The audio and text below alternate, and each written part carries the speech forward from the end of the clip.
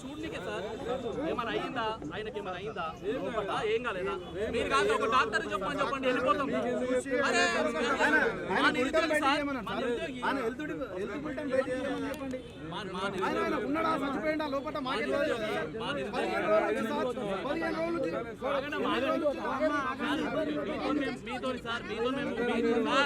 మీరంతా విద్యార్థి నుంచే వచ్చారు, మీరంతా కూడా మేమేమి మిమ్మల్ని కాదని ఏం చేసే ప్రసక్తి లేదు. జస్ట్ ఆయన పరిస్థితి ఏంటి అనేది నాకు చెప్పిస్తే నేను వెళ్ళిపోతాను.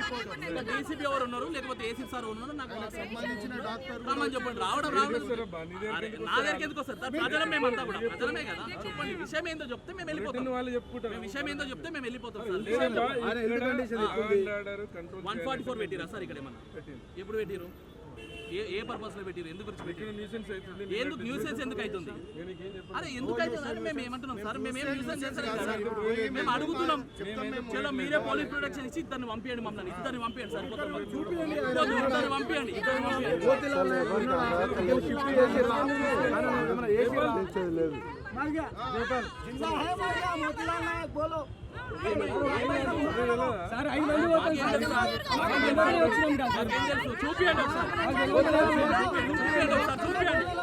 ఒక్కసారి మాకు చూపించేసి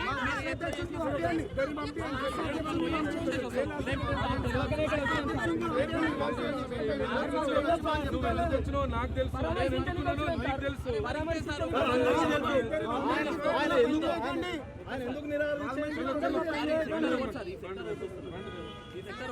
చెప్పండి సార్ మాకేమంటే ఒకసారి డాక్టర్తో చెప్పియండి.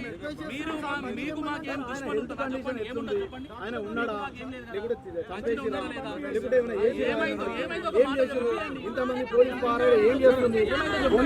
సార్ హాస్పిటల్ దగ్గర పోలీసు ఉంటా సార్.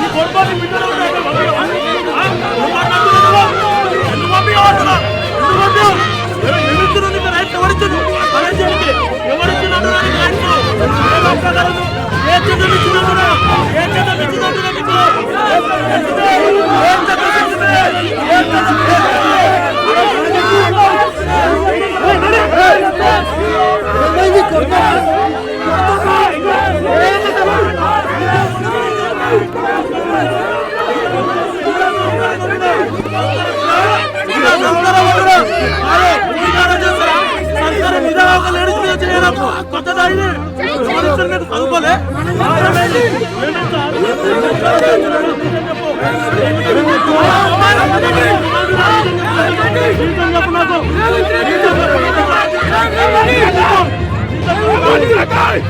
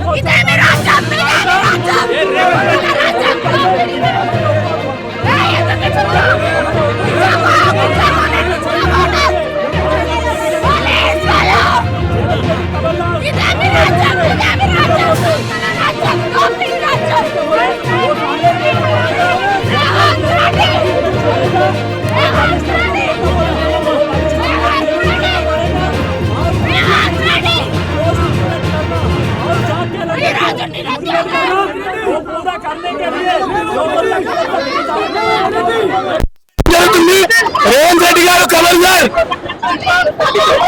లాఠీ చార్జ్ చేసినారు, లేడీస్ ని కింద పడేసి తొక్కినారు. వీళ్ళందరూ బీజేపీలో వేరే పార్టీ కార్యకర్తలు కాదు, వీళ్ళందరూ నిరుద్యోగులు. మీరు చేసి చాలా తప్పు రేవంత్ రెడ్డి గారు. మీరు వచ్చి ఇక్కడ మోతీలాల్ నాయక్ గారిని కలవండి, కలిసి వారిని పరామర్శించండి. మా డిమాండ్స్ ఏమవుతున్నాయో చాలా క్లియర్ గా ఉన్నాము. లాఠీ చార్జ్ ఇంకా కొడుతున్నారు, లేడీస్ ని కొడుతున్నారు ఇక్కడ.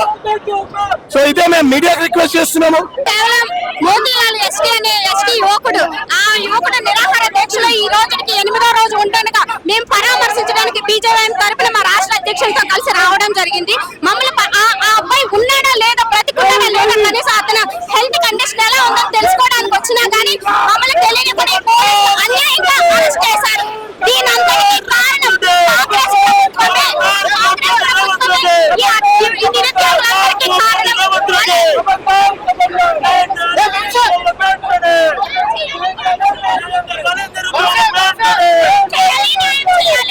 ఈ రోజు పదవుల మీద ఉన్న శ్రద్ధ రేవంత్ రెడ్డి గారికి నిరుద్యోగ పార్టీల నుంచి